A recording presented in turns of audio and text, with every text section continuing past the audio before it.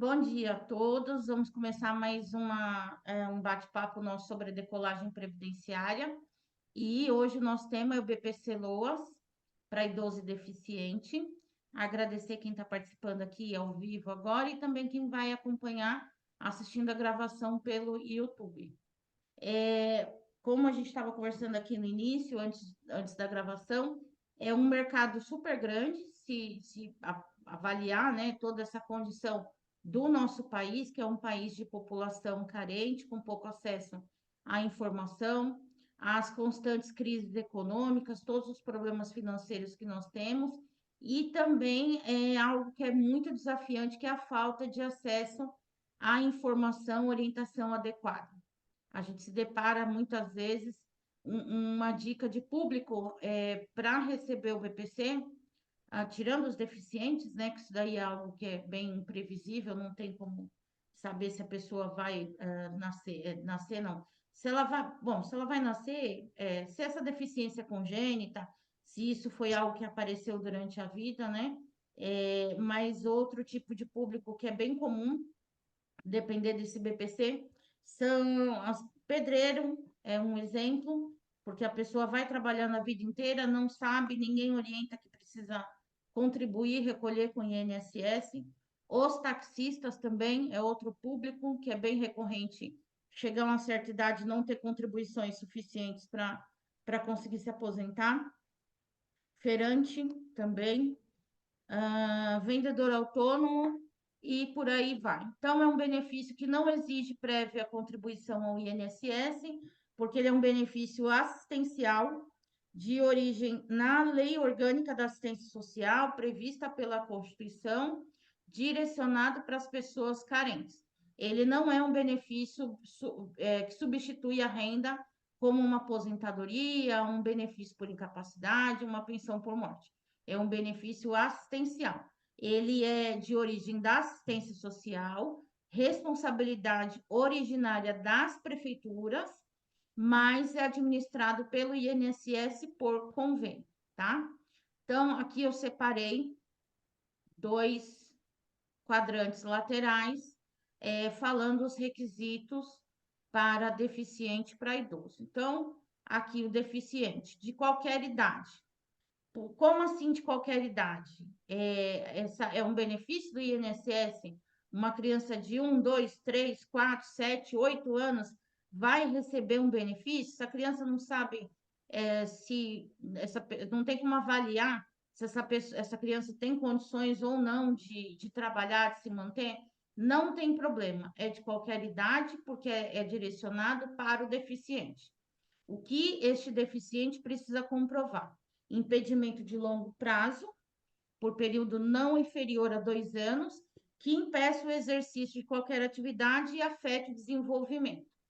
Essa parte de qualquer atividade, isso não cabe para criança, porque criança não trabalha, mas cabe na parte de afetar o desenvolvimento.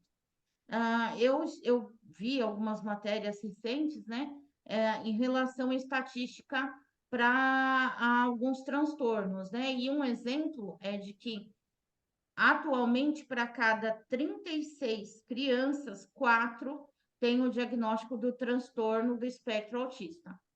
E estes transtornos do espectro autista, outras síndromes que afetam as pernas, fala, movimentação, síndrome de Down, isso daí não permitem que a criança se desenvolva em condições de igualdade com outras da mesma idade, mesma classe social, por conta do prejuízo causado pela deficiência. Então, no caso das crianças, a gente trabalha essa parte do que afeta o desenvolvimento.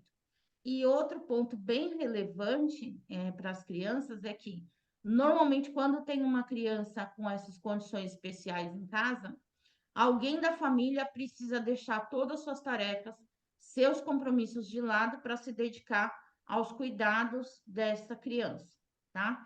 Não é uma criança que não dá para você confiar só de que a escola vai fazer o papel lá daquele horário restrito, nos demais horários dá para o irmão mais velho ajudar, a outra pessoa ajudar.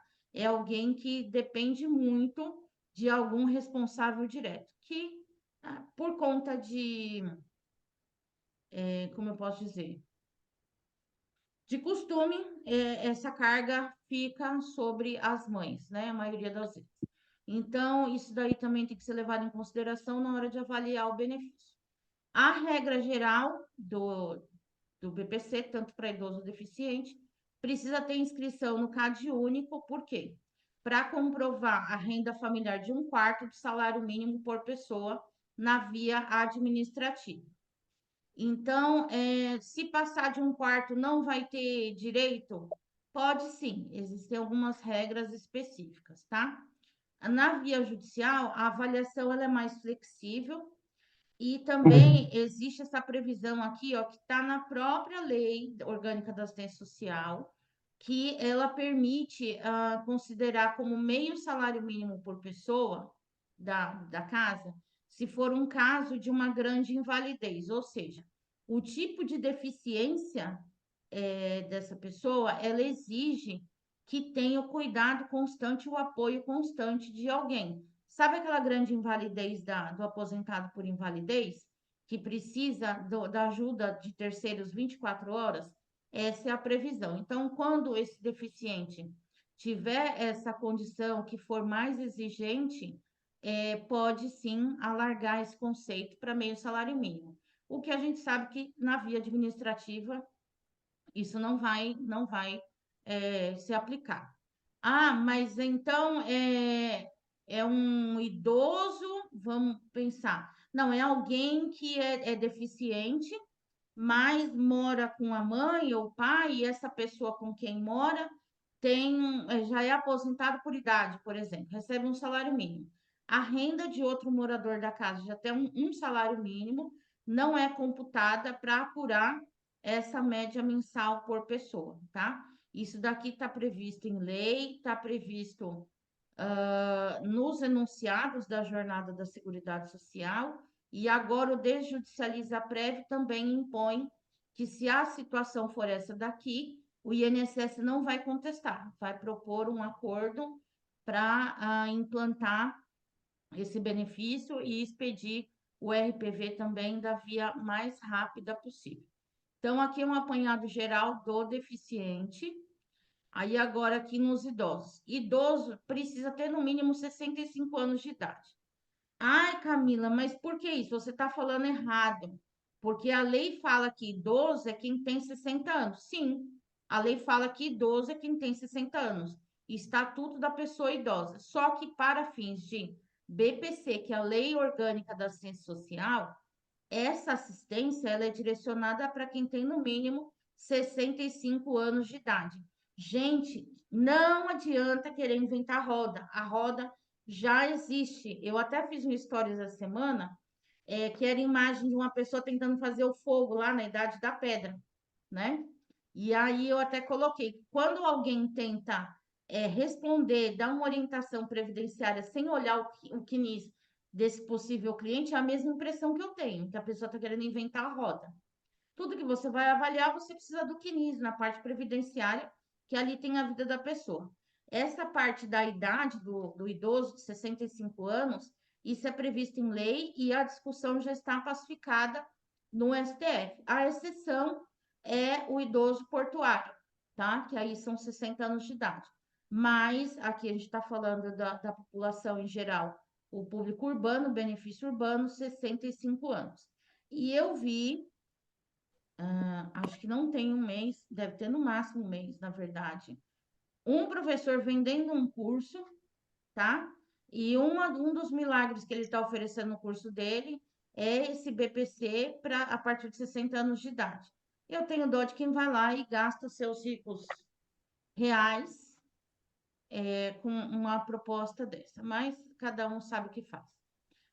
Aqui a regra da renda é de um salário mínimo, mesma previsão, judicial também, avaliação flexível, meio salário mínimo. Se esse idoso, né, além da idade, ele tiver essa condição da grande invalidez, precisa do apoio da assistência constante de uma outra pessoa para todas as tarefas da rotina de higiene, alimentação, locomoção. E um casal de idosos pode receber BPC? Pode, não tem problema. O benefício de até um salário mínimo do outro não vai afetar o pedido deste que for fazer a solicitação.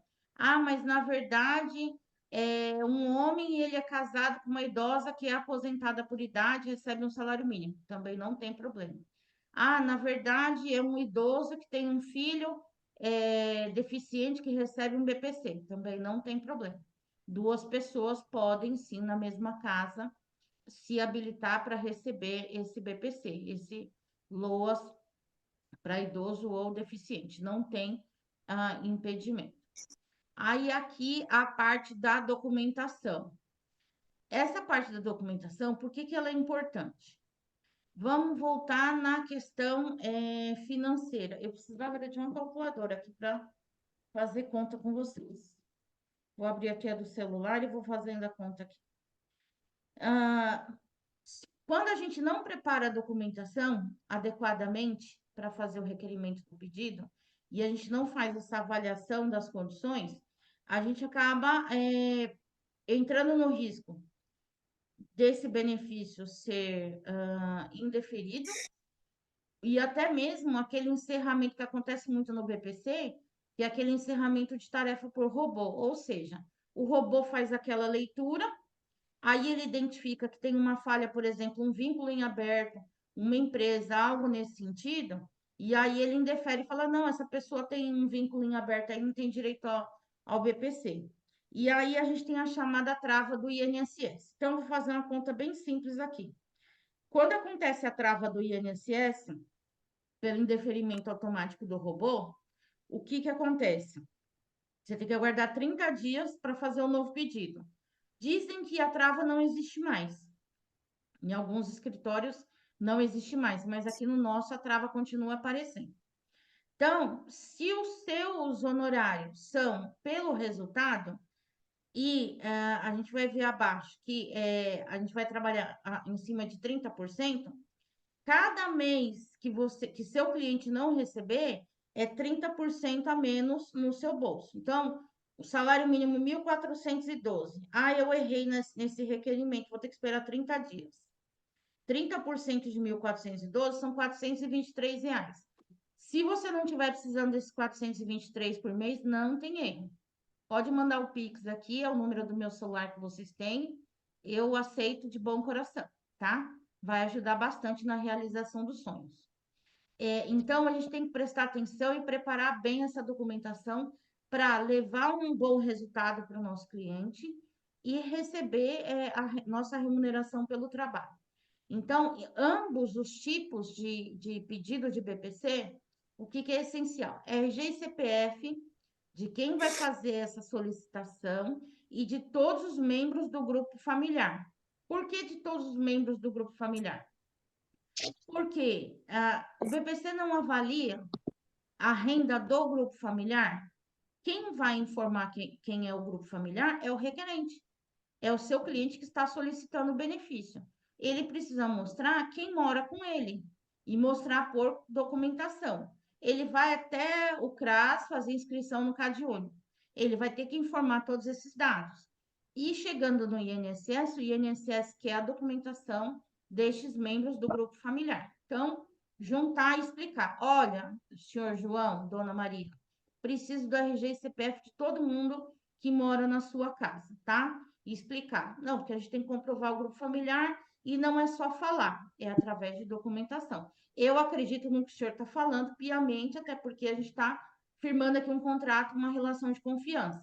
Mas não adianta só nós dois é, termos certeza dessa informação, a gente tem que comprovar por documento.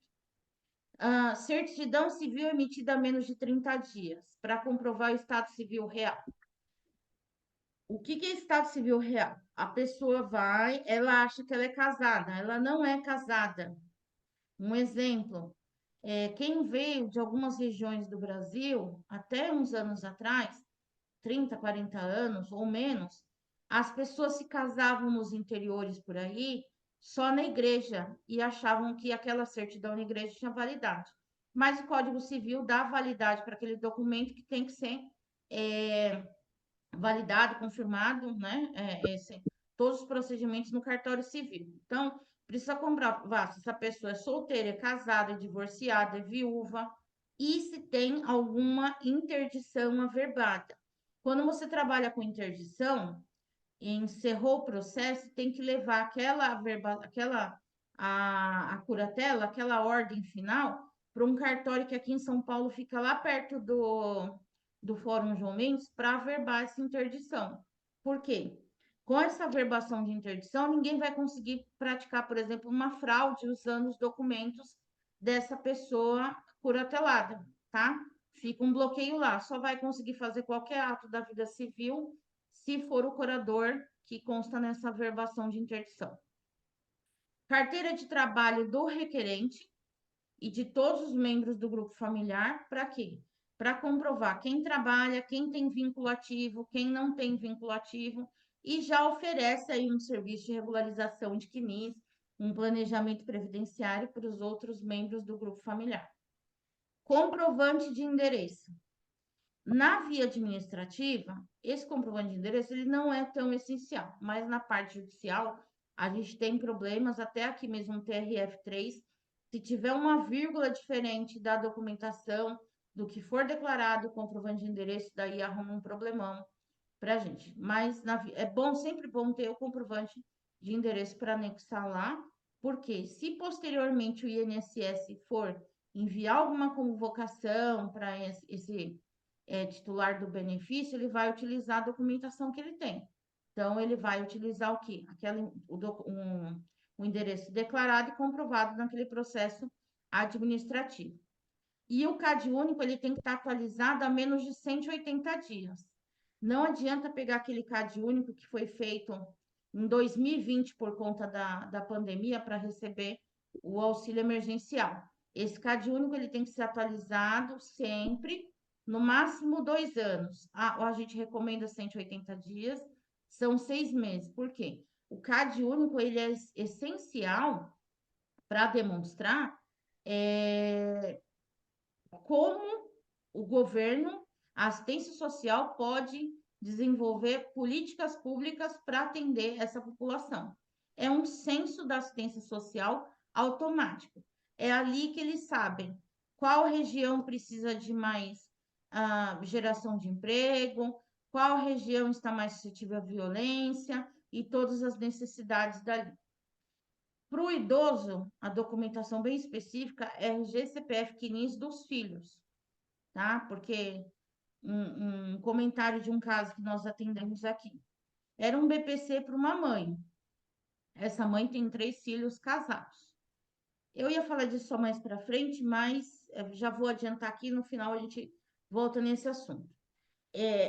2 filhos, um filho e uma filha, casados, tudo, os 3 casados, né? Mas um filho e uma filha trabalhavam, tinham uma renda ali em torno de 3 mil reais, uma média de 3 mil reais.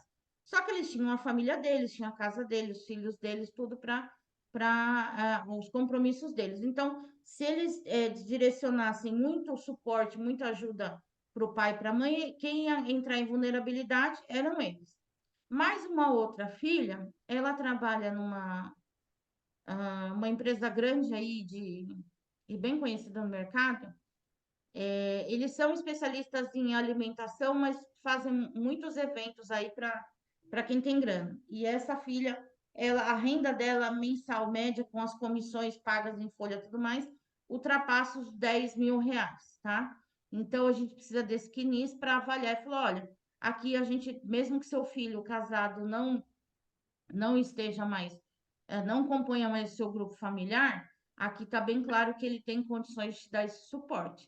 E a pensão alimentícia, da mesma forma que os pais têm que prestar auxílio, alimentar os filhos menores, quando os pais chegam na velhice, né, na terceira idade, eles podem sim exigir dos filhos essa assistência, essa pensão alimentícia. Então, explicar, deixar bem claro, a gente tem que saber se os seus filhos têm condições de te dar esse suporte como família ou não, tá? Ah, não, eu tenho aqui 6 filhos, mas cada um deles são casados, têm filhos, moram nas casas deles e não tem como me ajudar. Não tem problema, me dá o CNIS, os documentos dos filhos deles, e aí fica mais fácil para justificar que não tem como prestar esse apoio. Para os deficientes, isso aqui era até o que a gente estava conversando hoje de manhã, né? A documentação médica. Essa documentação médica ela tem que ter a data de diagnóstico, tá? Quando foi identificado esse diagnóstico dessa condição de deficiência? Quando começou isso daí? Por quê? A lei fala em deficiência ou impedimento de longo prazo por período não inferior a 2 anos. Um exemplo, algumas pessoas se recuperam de um AVC em 1 ano e meio, 2, 3. Outras pessoas, por conta do câncer, teve o diagnóstico e sabe que vai fazer uma cirurgia, vai fazer radioterapia, vai fazer quimioterapia. O médico precisa indicar: olha, essa pessoa aqui vai começar esse tratamento e a expectativa é de que esse tratamento tenha a duração de, no mínimo, 180 dias. No mínimo, 2 anos para a nova avaliação. Normalmente, quando é câncer, eles falam sim em 2 anos, até porque fica depois aqueles outros 5 anos de acompanhamento para ver como é que essa pessoa está se recuperando. Então, precisa desse impedimento por período não inferior a 2 anos. Mas aqui, nesse caso, essa pessoa teve uma fratura de bacia e aí o tratamento será de 6 meses. Tá, tratamento de 6 meses, ok. De acordo com as condições dela, o médico acredita que em 6 meses essa pessoa vai poder buscar uma colocação no mercado de trabalho? Acredita. Então, talvez não se enquadre. Agora, se o médico falar, não, olha, de acordo com essa fratura, considerando outras comorbidades, outras questões de saúde, talvez em 6 meses não esteja em condições. Então, o médico precisa indicar que é período não inferior a 2 anos. A gente se depara muito com uns relatórios médicos, né, que falam assim, por período indeterminado. Tudo bem, eu vou tirar férias por período indeterminado, de hoje até sexta-feira.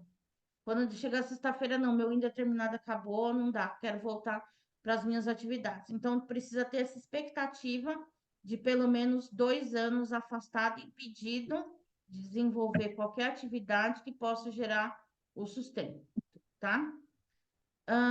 Eu quero descontar os gastos com fralda, medicamento, porque na renda familiar, porque gasta não sei quanto de, sei lá, R$ 200 de material para medir a glicemia, tem a fralda, tem mais alimentação, e eu quero descontar isso daí. Tá, porque a família gasta R$ 800 por mês de farmácia. Tem a negativa do SUS? Tem. Então, comprova e compra isso, porque não tem no SUS. Não tem a negativa do SUS.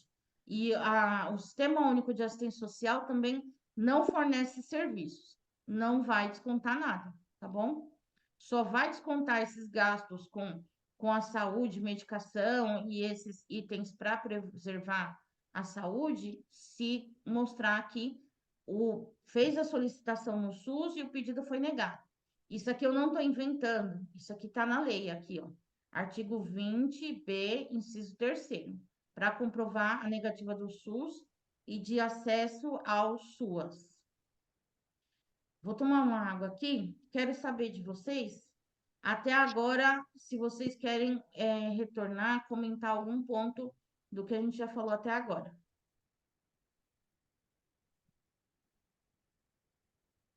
Tá bom, vamos continuar. As estratégias aqui que a gente vai anotando, né, para tomar cuidado nos próximos, né? Isso aqui eu acho que eu coloquei 12 ou 13 itens aqui, mas se você sentar com qualquer pessoa que trabalha ou já trabalhou com BPC, cada um vai incluir mais 3, 4 itens aqui. A intenção nossa aqui no VOA é compartilhar, né, isso daqui e incentivar a pesquisa, estudo, análise desses benefícios. Então, a primeira Ô, coisa que a gente Camila, pede... Oi, pode falar. bom dia. Bom Deixa eu dia. te perguntar, a questão da pessoa que tem esquizofrenia, qual o Sim, enquadramento? É pessoa com deficiência também? sim, sim. Só que a esquizofrenia, ela tem aqueles graus, né? E ela pode ser, é imprevisível, bem lembrado, esquizofrenia, e epilepsia são dois exemplos bem marcantes em relação a isso. Por mais que a pessoa esteja controlada, tomando a medicação, sem crise, não dá para prever quando pode ou não pode ter alguma crise. E tanto a crise da epilepsia quanto da esquizofrenia, essa pessoa coloca em risco a vida dela e de pessoas próximas. Porque esquizofrenia, algumas crises, a pessoa se torna violenta. Outras crises, essa pessoa só quer viver a vida dela em paz, ela quer passear. Ela vai fugir, ela quer conhecer outros lugares, ela quer ter uma vida livre. E a pessoa com epilepsia, imagina que ela está dirigindo. Se ela, o risco é muito grande dela ter uma crise de epilepsia na condução de um carro, uma moto, qualquer coisa assim, se machucar e machucar outras pessoas. Então, esse tipo de doença que tem o período estável, mas é impossível de prever uma crise, se enquadra como deficiente. Isso daí é o que a gente tem que pedir para os médicos para salientarem, né, nessa documentação e para o cliente também na hora de passar pela perícia explicar. Muitas vezes eles não têm nem consciência, mas pedir para que eles vão, não vai com alguém da sua família, da sua confiança, e explica que algumas coisas você não sabe falar da sua doença, mas que você trouxe sua mãe, seu irmão, seu primo, marido, filho, que pode ajudar na explicação sobre isso. Era isso, Rosiane?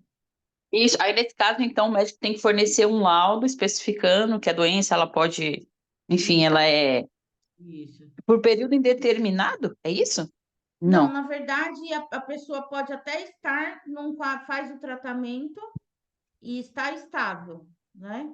Mas que a crise, ela é uma doença incurável, né? As duas, tanto a epilepsia quanto a esquizofrenia, são doenças incuráveis, que a crise é imprevisível.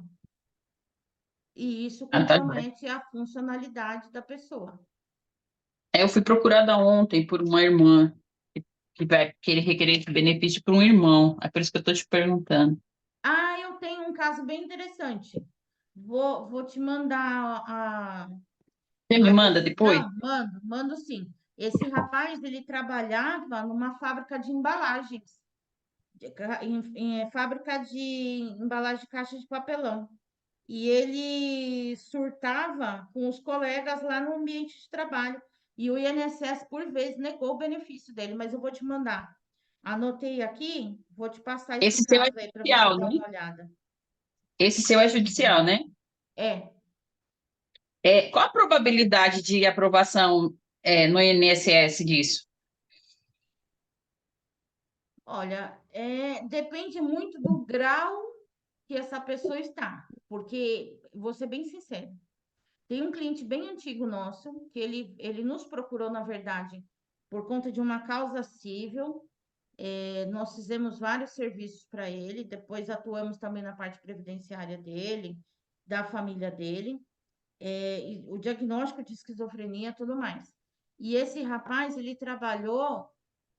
trabalhava normalmente numa rede grande aí de varejo.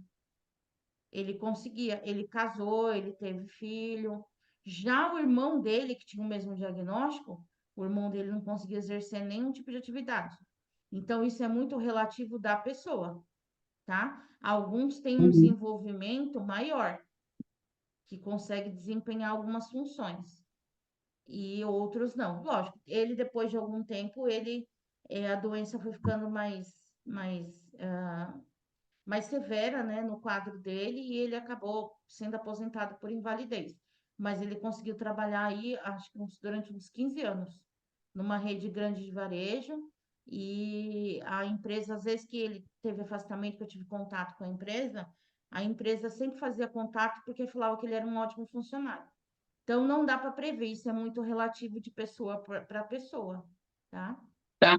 Deixa eu te perguntar, já que estamos perguntando, não sei se tem a ver, mas A uma pessoa que ela é dependente química ou alcoólica, esse benefício também cabe, Camila, ou não? Cabe, cabe. Cabe sim, porque tem até o CID. E quando vai fazer a solicitação do BPC, você pode, se essa pessoa estiver internada, você pode até colocar para que essa perícia, as avaliações sejam feitas na clínica que essa pessoa estiver internada. O alcoolismo e Ah, a dependência química são doenças. Bom, o alcoolismo é um tipo de dependência química também, né? Não deixa de ser. E são doenças que afetam a capacidade da pessoa de trabalhar, de viver em sociedade. Também é possível. tá joia. Obrigada, Camila. Imagina. Então, olhar o CNIS para ver se tem o vínculo em aberto, se já teve algum pedido negado, calcular se é o caso de avaliar uma aposentadoria por idade ou um benefício por incapacidade.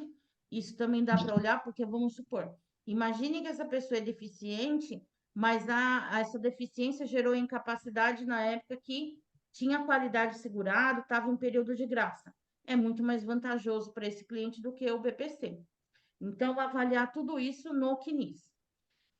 Olhar o meu INSS, se tem algum requerimento ativo de BPC, um pedido em andamento que algum familiar fez, ou foi feito no CRAS e a pessoa não sabia, não recebeu orientação adequada, e olhar também na página do PJE, né, do TRF da região, se tem algum processo judicial ativo ou encerrado. Eu coloquei ativo aqui, mas é ativo ou encerrado, tá? Para ver se essa documentação vai afetar o pedido atual ou não. CNPJ, isso daqui é um problema. Sabe aquela história de que empresta CPF que eu preciso de um abrir um CNPJ para emitir nota fiscal e receber? Muitos idosos não sabem que têm ou tinham esse CNPJ. Só vão descobrir quando chega alguma notificação da Receita Federal, um bloqueio em conta, ou quando vai pedir um benefício desse no INSS. Então, consultar se tem algum CNPJ no nome dessa pessoa, se está inativo, algo nesse sentido. Se estiver inativo, tira aquela certidão da Receita mostrando que está inativo, é, extinção, a empresa extinta, não lembro a palavra agora, mas no site da Receita lá fala que a empresa está extinta, inapta, inativa, Eu algo vou nesse. baixar. Isso, baixada. A certidão de baixa da Receita Federal, bem lembrado. Isso aqui, ó, esse tópico aqui é muito interessante, por quê? Se você fizer o requerimento de BPC pela sua plataforma do advogado ou 0800 do advogado, só quem vai cancelar esse requerimento é o próprio advogado vinculado à plataforma, que fez o pedido. Ah, mas por que cancelar isso daqui? Ninguém vai mexer. O cliente me contratou, eu tenho um contrato em procuração, vou fazer no meu INSS dele e pronto. E junto minha procuração e me habilito como procurador. Não se engane.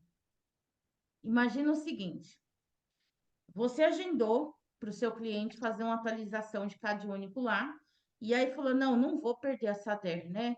O agendamento está para daqui 15 dias, já vou fazer isso daqui, e aí depois eu só junto na exigência o cumprimento do CAD único aqui atualizado. Tá. Ele tem um requerimento feito por você na senha dele do meu INSS de BPC. Quando ele chegar lá no CRAS, existe um risco muito grande de quem for atender falar assim: para que você vai pagar advogado? Não precisa disso. E está na senha do cliente. O que essa pessoa pode fazer? Ela pode encerrar o pedido, fazer um pedido novo ou te retirar como procurador. E troca a senha do cliente. Sabe quando você vai descobrir isso? Nunca, se não ficar olhando, tá? Então, fazer sempre o requerimento pela sua plataforma. Ah, não está funcionando, não consigo. Liga lá no 0800 do advogado e faz o requerimento. Aí só o advogado consegue cancelar esse pedido, tá? O cliente vai ter acesso pelo meu INSS dele, que é um direito total dele, a gente trabalha com transparência, mas ninguém vai cancelar esse requerimento. E isso daí vai te permitir receber seus honorários pelo trabalho prestado, tá bom? Outra coisa, Doutora, Outro dia, oi, pode falar, Fernando. é, eu passei por uma situação dessa, doutora. Eu estava fazendo BPC Loas, tive um trabalho imenso. Fui na, fiz requerimento não, fiz o pedido para que mudasse, fizesse, né, a anotação correta no CPPS, pegar a cópia do livro, tudo. Quando eu consegui toda a documentação, fiz o pedido, o requerimento. Eu não sei o que que aconteceu, não sei se foi deferido no meu nome ou se foi deferido por alguém que ele fez o pedido lá. Tinha feito tudo, mas aí o cara, depois que conseguiu, falou que não ia pagar. Eu não recebi valor nenhum, doutora. Estou tentando fazer uma Exatamente. execução aqui, mas está difícil, bem difícil. Exatamente. Mas faça sim. E coloca lá que comprova o seu serviço todo feito e coloca lá que você quer a penhora de 30% do benefício. Vai receber em mais tempo? Vai, mas vai receber. Porque é muita má-fé, né? Utilizar do serviço do advogado e no final, depois que está tudo pronto, regularizado, fala, não, não preciso de você. Eu vi no jornal, eu vi na TV, eu vi no INSS que não precisa de advogado. Tá tudo bem. Não precisa, Como né? a Mas doutora você me comentou isso procurou. daí, que às vezes eles comentam na hora que vai fazer o cadastro no CRAS, né? Possa ser que tenha, porque eu pedi para que ele fizesse a atualização, né? Sim, Possa ser que tenha acontecido isso, né? Mas eu não sim. posso afirmar. Existe essa possibilidade. Então, para evitar que isso ocorra, requerimento INSS digital ou 0800, que aí ninguém consegue Ok. retirar o nosso requerimento. Se ele não comparecer, se ele desistir do pedido que foi dado entrada pelo advogado, é outra história. Aí discute Mas, multa de contrato, né? Agora, então, isso ir esse que é é o outro estranho, pano. doutora. Esse que é o estranho, porque na verdade eu fiz pela própria plataforma do advogado. E ele conseguiu. Eu não sei o que que ele fez, o que que foi feito. Perguntei, porque ele falou, na verdade, para mim, o cliente, ele falou que fez com outra pessoa. Eu falei assim, você tem que me informar, porque eu tenho que receber, né? Eu fiz todo o serviço, já tinha feito tudo, doutora. Eu feito tudo, né? E já tinha lá o meu requerimento, né? Eu não sei se alguém Sim. atravessou uma procuração lá, e eu não sei nem se eu tenho como saber, né? De qualquer Tem forma, eu tenho sim, pela sua tudo. plataforma tem. Será que consegue, doutora? Vou até dar uma Sim, olhada. consegue sim. Tá, bom saber. Consegue sim. Dá uma Mas, olhada ô, lá doutora, e aí a gente combina, eu te ajudo a olhar isso daí. e se aparecer lá, o que que a doutora faria no caso? Se aparecer um outro advogado atravessou uma procuração, o que que a doutora me Pega seu aconselha? contrato, notifica o cliente e esse outro advogado que atravessou o processo que estava sob sua representação. Isso daí pode ser levado para o TED, né? Porque contraria a ética. Eu sei. Tá bom, doutora, obrigado. Imagina. Aí aqui, outra coisa, colocar um tipo de no contrato, tipo de benefício que essa pessoa está pedindo, que deixar bem claro que não é aposentadoria, não é auxílio-doença, não é aposentadoria por invalidez, e ciente que dos requisitos para conseguir esse benefício, para manter o benefício, em relação à renda familiar, há a obrigação de manter atualizado o cadastro, de renovar o CAD único, de responder às convocações do INSS, não tem 13º e não gera pensão por morte. Deixar isso bem claro, tanto no contrato, quanto naquele documento final, quando a gente vai fazer a prestação de contas para o cliente. Olha, aqui tá, estou te entregando sua carta de concessão para ir ao banco, os honorários são X, Y, Z. Deixar isso bem claro desses dois documentos assinados, para evitar que lá na frente apareça algum problema. Por que que eu falo isso?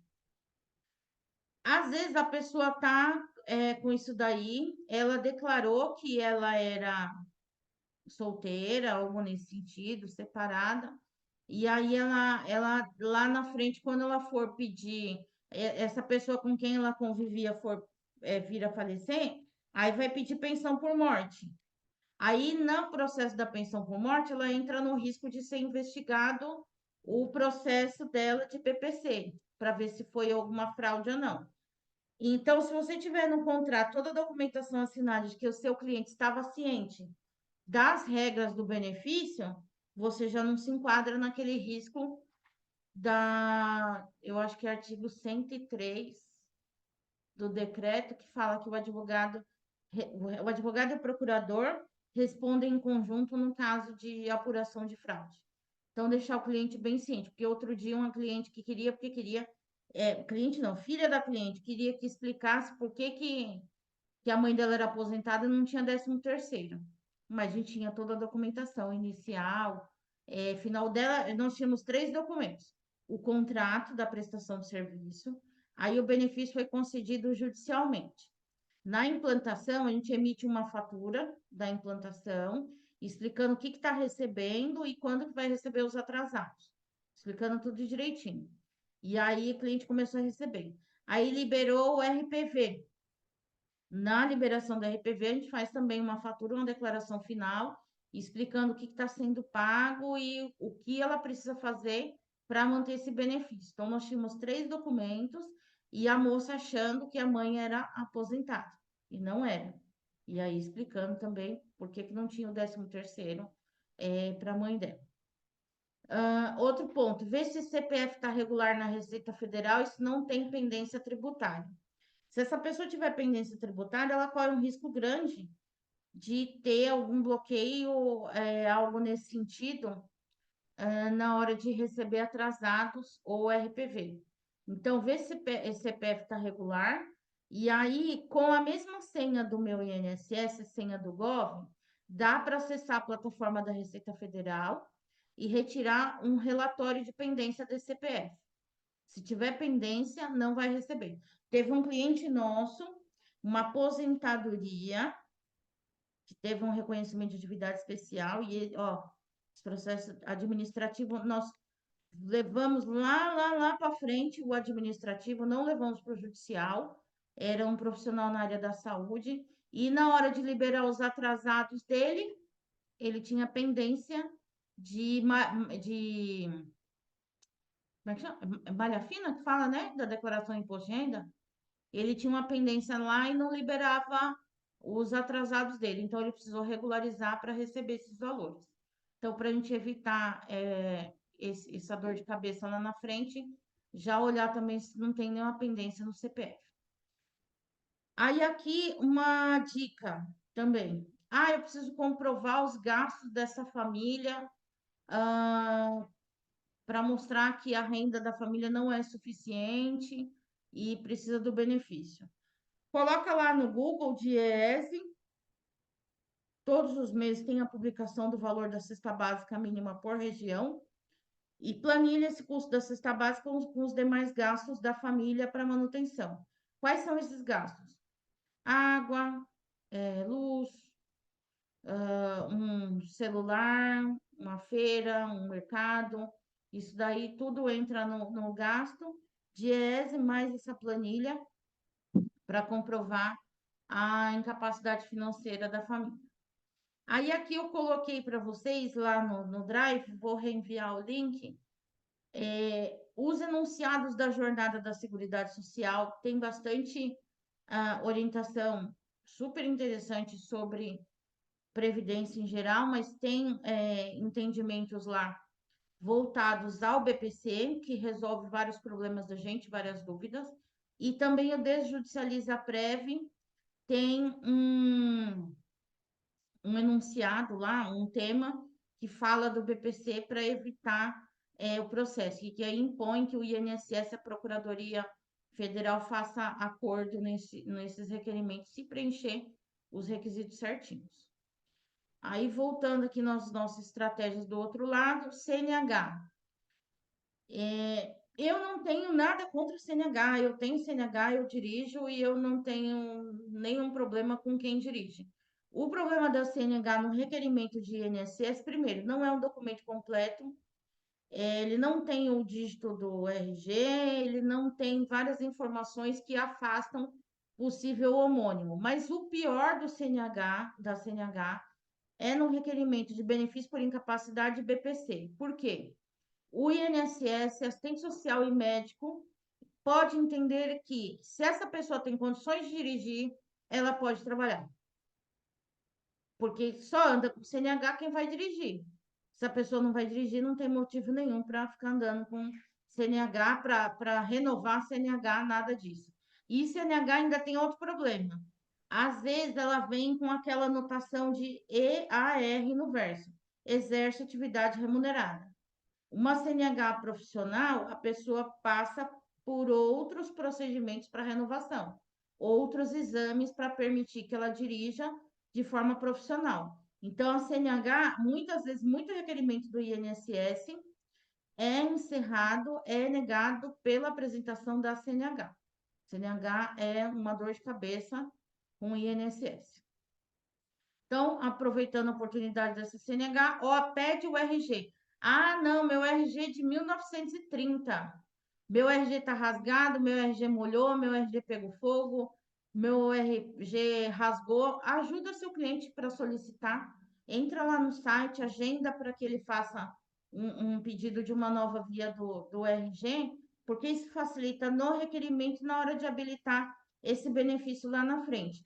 E outra coisa, quando esse benefício é implantado pelo INSS, vai aparecer para o banco, na ordem de liberar os valores do INSS, os dados desse RG.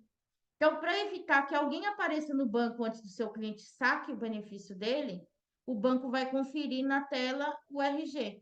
Se o RG apresentado por quem comparecer no banco não for o mesmo da base de dados, não vai receber. E nós tivemos um cliente médico que, eu não posso, a dele era aposentadoria. Eu não posso, porque eu tenho muito compromisso, eu tenho isso, eu tenho aquilo, não consigo ir no banco no dia que liberou o crédito. Foi uma semana depois, quando ele chegou lá, sabe o que tinha? R$ 0. Falsificaram um documento dele, sacaram um benefício. Levou quase um mês para ele conseguir provar a fraude, o banco fazer um acordo para liberar a aposentadoria dele. E ele nervoso por conta disso. Então, saiu, tem a data para receber, fala para o seu cliente que o quanto antes ele for lá habilitar esse benefício dele, é melhor para ele, tá bom? O meu cliente, a gente teve aqui recente um cliente deficiente visual. E aí, na hora da procuração, como é que faz? Pessoa com deficiência visual não tem como assinar. Leva até o cartório, procuração pública para fins previdenciários, ela não tem custo. Então, faz a procuração pública, nomeando, se for administrativa, ela não tem custo, tá? Essa procuração pública. Para fins judiciais, ela tem uma taxinha, tá bom? Ó, vou até fins judiciais, tem que ser pago. Mas não é tão caro, não dá para a gente antecipar isso daí para o cliente e deixar anotado para reembolso depois. Meu cliente não é interditado, mas precisa desse BPC. Tem problema não. Se essa pessoa ela não é interditada, mas ela tem alguém que represente, que possa ser responsável para receber esse valor, pode utilizar esse termo de compromisso que tem um prazo de regularização de 180 dias, ou seja, não precisa fazer essa curatela, essa interdição de início para fazer o pedido do benefício. Esse anexo aqui também está no Drive para vocês, tá? Esse termo de compromisso para utilizar, fazer o requerimento, e aí a pessoa responsável pelo seu cliente assina, junta documento, reconhece e firma. Vai fazer tudo isso, mas vai ter o prazo de 180 dias. 180 dias tem que regularizar a representação com a curatela, tá bom? E na hora de sacar o RPV, vai precisar do curador. Precisa da interdição antes de sair esse RPV.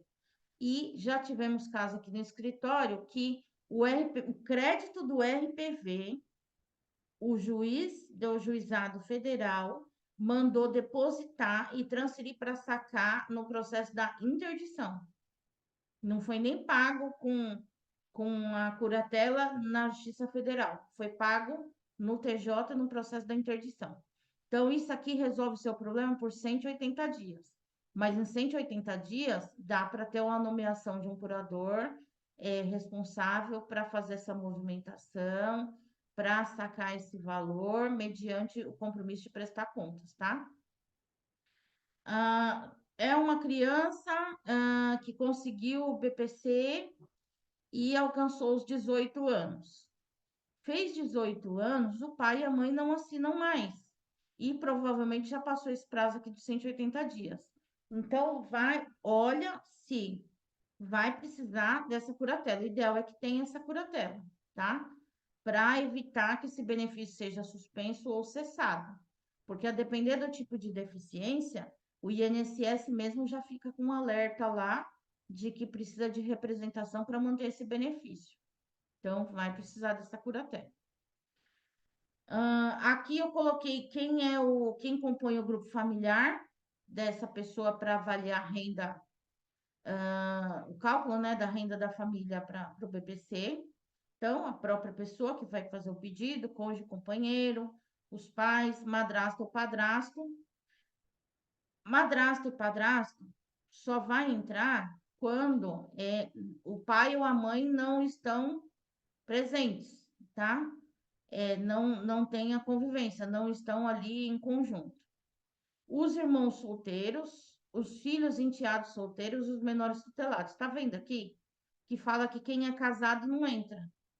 Só que é complicado, porque essa aqui é a previsão legal, mas a gente já se deparou com decisões do GEF, foram revertidas depois, graças a Deus.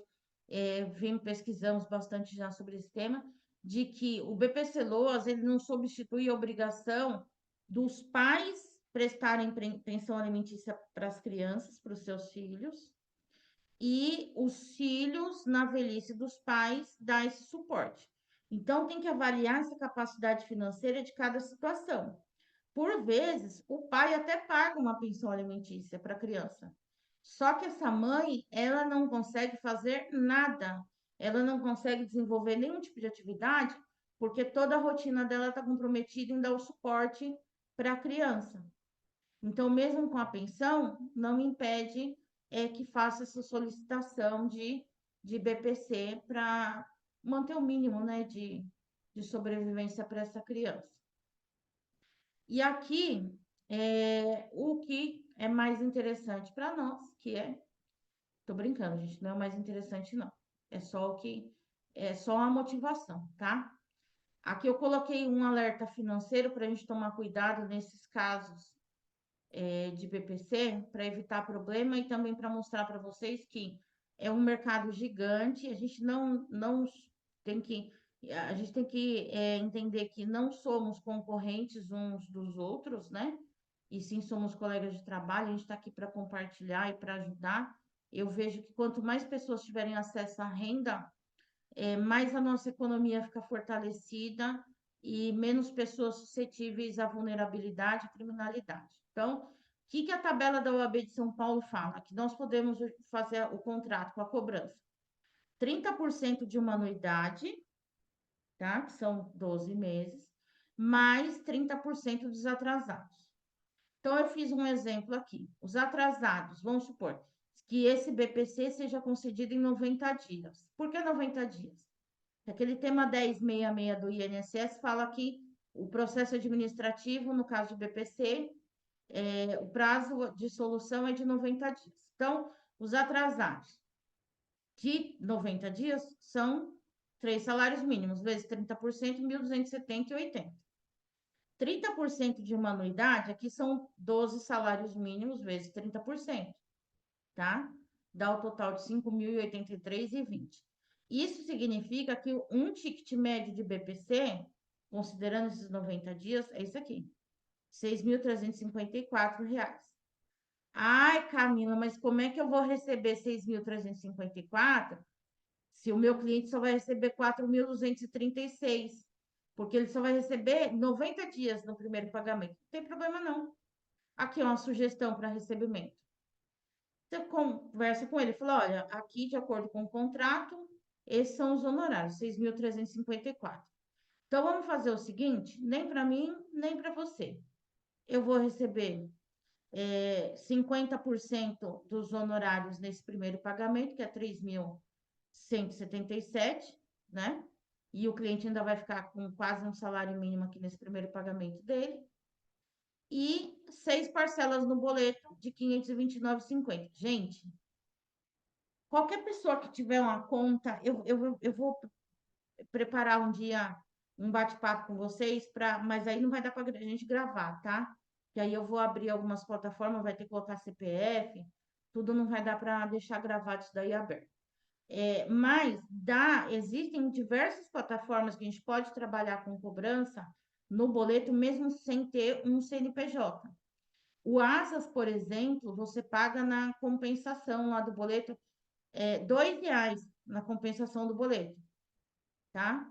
E aí você faz seu cadastro, seu CPF, coloca e-mail, WhatsApp do seu cliente, o Asas avisa para o seu cliente, olha, senhor José, dona Maria, amanhã vence o seu boleto de honorários com o doutor tal, aqui está o seu link de pagamento. Não confiar só no Pix ou no depósito, porque quem vai fazer Pix e depósito, faz Pix e depósito no dia que lembrar o valor que tiver vontade. Então, a gente se coloca, às vezes, na situação de viver inadimplência. A gente tem que se cercar de garantia, porque aqui, ó, quarta-feira de manhã, nós já estamos há mais de uma hora aqui batendo esse papo. Olha quantas pessoas nós temos aqui, ó. Temos 10 pessoas online agora. São 10 pessoas preocupadas em estudar, em conversar, trocar experiências para a gente melhorar todo um conjunto. Isso tem que ser valorizado. Nosso trabalho tem que ser valorizado. Então, utilizar as melhores práticas para quê? Prestar um bom serviço e receber a remuneração. Porque a nossa remuneração é verba salarial, é obrigação igual pensão alimentícia para criança. Não tem o que discutir, é tudo verba alimentar. Então, vamos marcar um dia para a gente mexer com essas plataformas aí e ajudar vocês nesse sentido. Eu tive que antecipar aqui a procuração, a taxa do cartório, a certidão que eu pedi para o cliente. O Jeff falou que eu tinha que depositar os honorários para antecipar, para fazer a perícia. Eu tenho como pagar isso aqui para o meu cliente, como é que eu faço? Tem problema nenhum.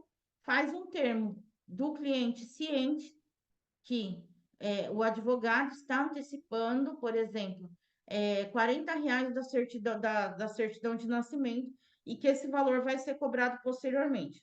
Algumas famílias não é que não tem condição nenhuma, mas é que está com aquele orçamento apertadinho. E aí, olha, vai ter que pagar um atendimento médico, mais uma certidão, dá R$ 200 tudo. A família não tem como desembolsar esses R$ 200 no dia. Mas às vezes, olha, doutora, posso pagar esses R$ 200 em 4 de 50? Pode, não tem problema nenhum. Então, desde que você combinado não sai caro, e coloque isso num documento para evitar problema depois. Falou, o advogado está antecipando aqui essas taxas, esses custos, e esses valores serão reembolsados no final ou parcelado durante o desenrolar desse processo, tá?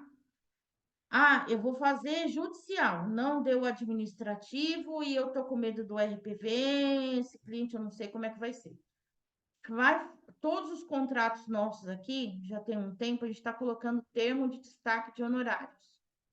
Por quê? Quando vai liberar RPV precatório, você junta esse documento. E aí, o juiz, mas isso aqui tem que ser juntado no início, antes de expedir RPV ou precatório, tá? Depois que está feita a ordem de pagamento, não tem jeito. Faz esse termo do cliente concordando e ciente que vai ter o destaque de honorários. Que aí, expediu o RPV, a parte do cliente ele saca e a sua parte você saca. Isso também é uma facilidade que ninguém vai ficar falando que você está recebendo o valor de ninguém. Eu não vou no banco levantar valor de cliente, que eu não tenho tempo.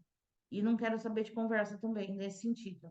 Então, o cliente vai, levanta. Se não tiver, se é processo antigo que a gente não fazia destaque, eu mando boleto, a gente não tem esse problema de inadimplência. Os atuais, o cliente vai no dia dele lá que ele pode receber a parte dele e a gente vai no nosso dia aqui, como escritório, o dia que dá para receber a nossa parte. Separa o que a gente puder fazer para facilitar o dia a dia e evitar conflito é a melhor coisa do mundo.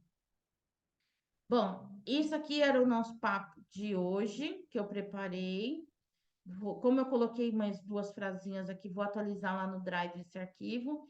E eu quero saber de vocês, quem quer compartilhar alguma experiência, alguma dúvida, bater um papo. Doutora, essa questão dos valores aí é taxativo da tabela da OAB? Ou, por exemplo, é aplicativo?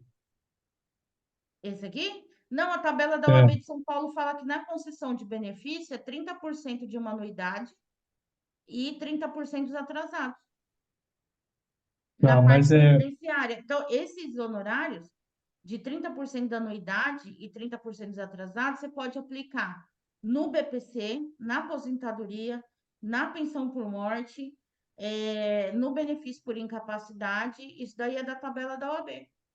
E não, ainda não, tem uma parte lá que fala o seguinte, que no contrato, os honorários é do valor bruto, tá? A gente não paga imposto entendi. pelo cliente. Então, os honorários são calculados pelo valor bruto. Aí, vamos supor, aqui esse cálculo eu fiz com base no BPC, que não tem 13º. Agora, se for um caso de aposentadoria, você vai cobrar 30% da anuidade, só que não são 12 meses, né? São 13, porque tem o 13º. Entendi. Perfeito.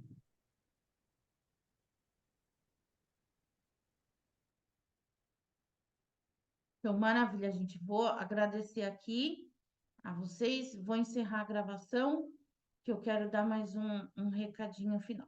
Só um minutinho.